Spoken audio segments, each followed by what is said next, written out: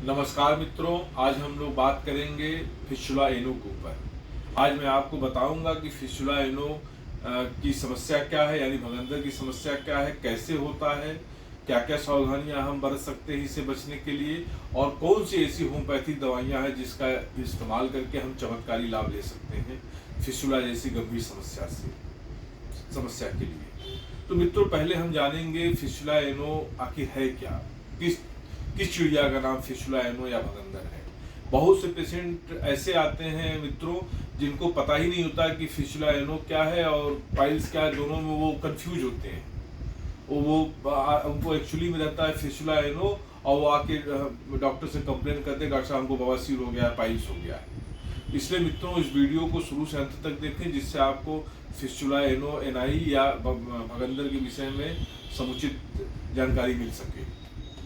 तो मित्रों, फिस्टुला जब बात होती है तो फिस्टुला किसी भी दो आर्गन के बीच के जो कनेक्शन बन जाते हैं, एबनॉर्मल कनेक्शन बन जाते हैं, इसको फिस्टुला बोलते हैं। और यही कनेक्शन जब एनस और उसके आसपास की स्किन में बन जाती है तो वो फिस्टुला एनआई बोली जाती है। वही होता कैसे है? फिस्टुला एनआई में देखा गया है मित्रों, जो पेरी एनल ग्लैंड्स होते हैं, यानी लैट्रिन के रास्ते के आसपास की जो ग्रंथियां होती हैं उसके अंदर एब्सेस बन जाने से, यानी इन्फेक्शन पहुंच गया, एब्सेस बन गया। अब ये एब्सेस एक तरफ ओपनिंग कर दिया बाहर की तरफ, और दूसरी ओपनिंग उसकी हो गई एनल कैनाल में। तो मित्रों, ये जो एक एबनॉर्मल सा कैनाल बन गया, यही फिस्टुला एनआई है या फिस्टुला एनो। फिस्टुला और भी जगह पाया जाता है, फिस्टुला लैक्रिमेलिस, फिस्टुला डेंटेलिस जब दांत में बन जाता है और दांत से मसूड़े में आ जाता है, फिस्टुला डेंटेलिस हो जाता है। लैक्रिमेलिस इसी तरह होता है, लैक्रिमल ग्लैंड से बनता हुआ आता है बाहर स्किन की तरफ।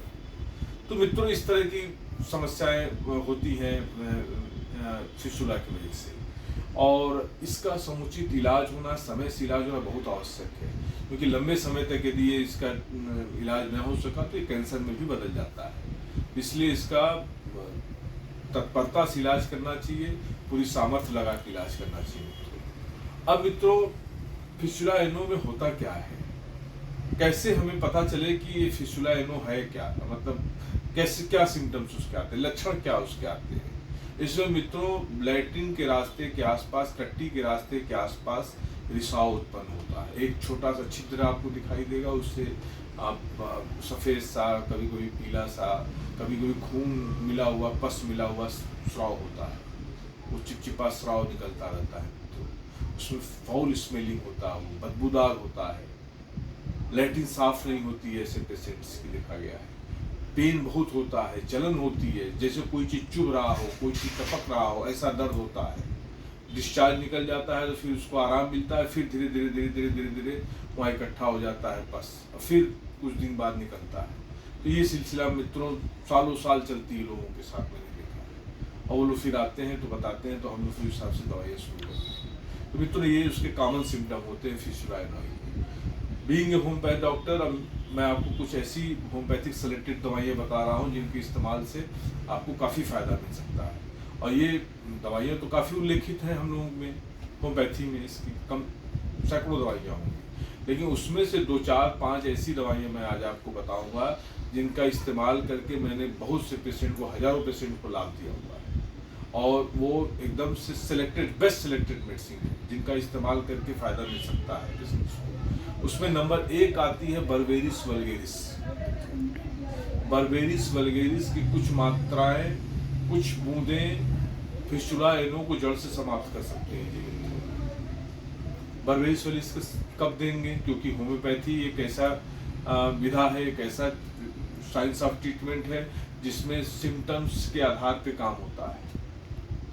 सिम्टम्स का मिलान करना पड़ता है दवाइयों के सिम्टम्स से, तब आप सिलेक्शन करते हैं क्या दवा देना है, क्या दवा नहीं देना है।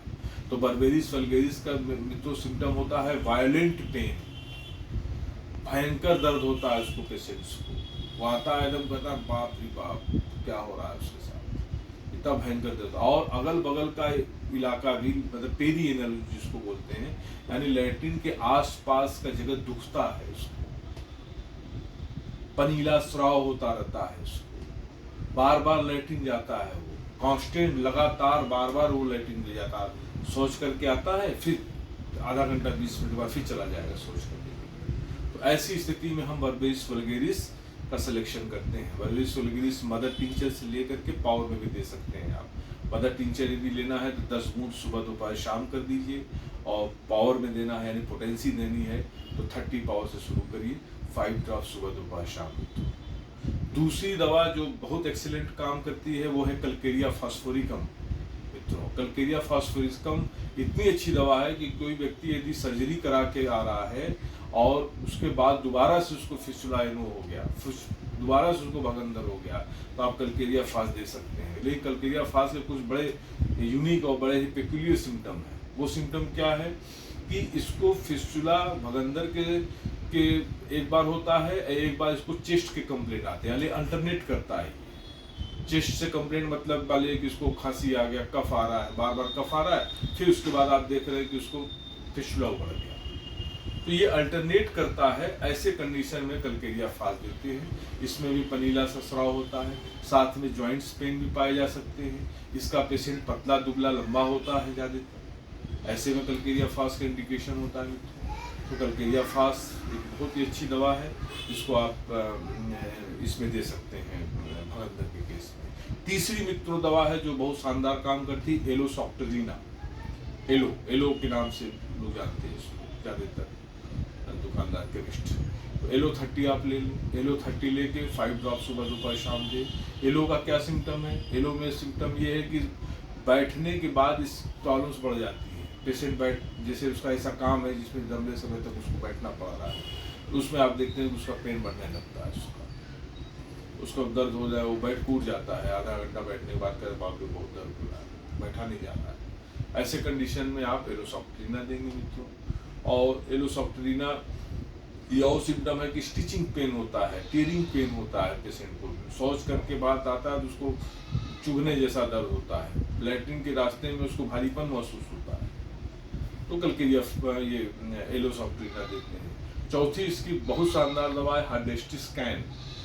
इसकी भी मदर टिंचर से लेकर के आप पोटेंसी में दे सकते हैं, 30 पोटेंसी 200 पोटेंसी आप दिया जा सकता है इसमें। हाइड्रेस्टिस्कैन के सिम्टम बड़े ही अनोखे होते हैं, बड़े ही पेक्यूलियर होते हैं। कॉन्स्टिपेशन के साथ साथ भगंदर हो जाए, कॉन्स्टिपेशन हो भगंदर भी हो, यानी फिस्टुला एनो हो उसके साथ, कब्ज के साथ साथ लैट्रिन के रास्ते से, एनस से के रास्ते से उसको पीला बदबूदार स्राव निकलता हो, वो सुबह सो को उठता है या बैठा रहता है, देखता है चिपचिपा से स्राव लगा हुआ है, तो उसमें हाइड्रेस्टिस देते हैं। तो इसमें भी स्टिचिंग पेन, पल्सेटिंग पेन होता है पेशेंट। तो मित्रों ये 3-4 दवाइयां हैं जो बड़ी ही इफेक्टिव हैं, बड़ी ही शानदार हैं, जिनको आप इस्तेमाल करके फिस्टुला एनो से बहुत हद तक छुटकारा पा सकते हैं।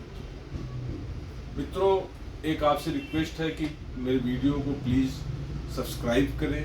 सब्सक्राइब करने से फ़ायदा ये होगा कि नए नए वीडियोज़ जब मैं डालूंगा तो आपके पास तत्काल प्रभाव से पहुंचेगा, जिसको आप देख करके एक नॉलेज बढ़ा सकते हैं, अपना बीमारियों के विषय में, उसके इलाज के विषय में एक नॉलेज बढ़ा सकते हैं, जिससे आपकी मदद हो सकती है कभी जरूरत पड़ने पे। और मित्रों लाइक तभी करें जब आपको अच्छा वीडियो लगे, नहीं अच्छा लगे तो ना लाइक करें, आप डिसलाइक करें, लेकिन मित्रों सब्सक्राइब जरूर करें। यही आपसे मेरी प्रार्थना है। धन्यवाद।